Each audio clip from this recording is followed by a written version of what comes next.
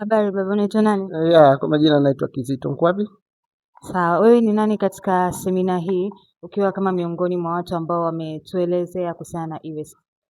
Mimi ni coordinator, ni mratibu wa program ya Green Smart Cities sasa, ambayo kimsingi ndio inayoratibu miradi hii pamoja na hili la electronic waste management. Ni sehemu ya program ya Green Smart Cities sasa, ambayo inaratibu kwa jiji la Tanga. Sawa. Ningependa kujua mmefikiria nini hadi mkaja na wazo la mradi huu, kwa sababu ni kitu ambacho hapo awali hakikuwepo, lakini ni nini hasa mmefikiria mkaona hiki kitu kinahitajika kwenye jamii yetu? Ni kweli kwenye program nzima ya Green Smart Cities sasa tuna project kubwa kidogo kwa jiji la Tanga inayoitwa Towards Zero Waste Tanga, ambayo tunataka kuhakikisha kwamba zile takataka zote, taka ngumu, ile solid waste yote inarudi kwenye mfumo wa circular economy, ambapo kila aina ya taka itafanywa kurejelezwa. Kimsingi kwa sababu tunataka jiji letu liwe zero waste, liwe taka sifuri, na kwamba kila aina ya taka ambayo ni special basi tunaikabili mapema na kuifanyia udhibiti wake. Sasa tulipoona baada ya kufanya studies mbalimbali, tukaona trendi ya uzalishaji wa taka za kielektroniki inazidi kuwa kubwa, inazidi kuongezeka tokea mwaka 2014. Tukiangalia trendi zinazidi kuongezeka tu.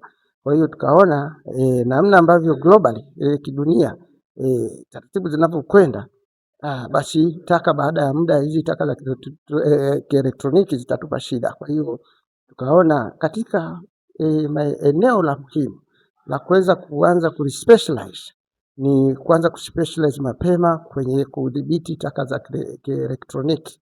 Na kwa hiyo pamoja na mambo mengine tunayoendelea nayo ya udhibiti wa taka za kawaida, basi tukasema tuanze sasa kuweka mikakati mizuri ya udhibiti. Kwa hiyo unataka kusema kwamba lengo kuu ni usafi? Lengo kuu sio usafi tu. Lengo kuu kabisa ni kutengeneza afya ya jamii ya Tanga iwe sawa. Sasa katika hilo ndio unaanza na kuhakikisha sasa vielelezo au viashiria mbalimbali ambavyo vinaweza vikafanya hali ya afya ya jamii ya watu wa Tanga ikawa mbovu, basi tunaanza kuidhibiti. Moja hapo ni kuhakikisha takataka zote zinazozalishwa zinadhibitiwa, na kwenye kudhibiti tukaona njia nzuri ya kudhibiti sio tu kwa kuzichukua kuzipiga dampo kuziteketeza, hapana. Basi tuanze kuzitengeneza, kuzipeleka katika mtiririko ambao ni wa faida.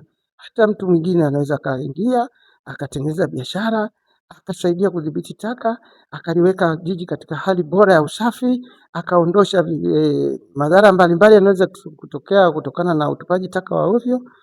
Na kwa hiyo jamii ikawa na afya njema, watu wakaweza kufanya shughuli zao za kimaendeleo vizuri kabisa, wakainua uchumi wao. Kwa hiyo ile component yetu ya local economy development tukaiachieve, na kwamba ile hali ya kukalika kwa jiji la Tanga ikawa achieved pia. Kwa hiyo ni connection hii tu kidogo, electronic waste management ina connection kubwa nzuri sana ya kufanya jiji la Tanga liweze kukalika na likalike kwa furaha. Sawa, asante sana. Nakushukuru sana, asante. Hao walikuwa ni moja ya watu ambao wameweza kushiriki katika semina hii ya e-waste management, akiwa anatueleza vitu muhimu ambavyo vinahitajika vifuate ili kusudi tuweze kutengeneza ama kuhakikisha lile lengo madhubuti la semina hii linawafikia watu wengi kwa ujumla. Na ili uweze kujua mengi zaidi ambayo yanajiri kupitia semina hii, endelea kutazama Gonna TV ambao tutakujuza yote kupitia mitandao yetu ya kijamii, Instagram, YouTube, Facebook, kote huko unaweza pia ukacomment na ukasubscribe kwa jina la Gonna TV. Ulikuwa nami mtangazaji wako Laila Queen.